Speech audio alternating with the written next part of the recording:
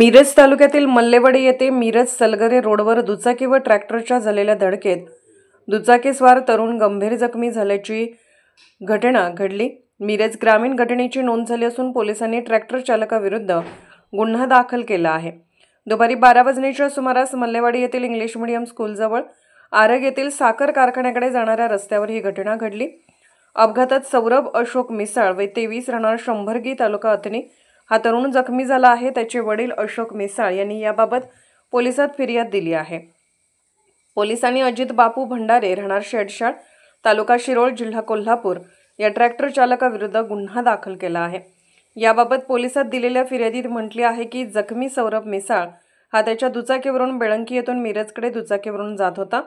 तो मल्लेवाडी येथे आला असता आरग येथील साखर कारखान्याकडून आलेल्या ट्रॅक्टर अचानक जखमी सौरभ यांच्या दुचाकीच्या आडवा आला।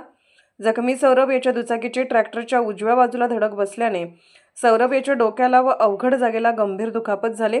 रस्त्याच्या परिस्थितीकडे दुर्लक्ष करून ट्रॅक्टर चालवून अपघातात एकाच जखमी करून दुचाकीचे नुकसान होण्यास कारणीभूत ठरल्याची फिर्याद पोलिसात देण्यात आली आहे। मिरज ग्रामीण पोलिसांनी या फिर्यादीनुसार ट्रॅक्टर चालकाविरुद्ध गुन्हा दाखल केला असून पुढील तपास करीत आहेत।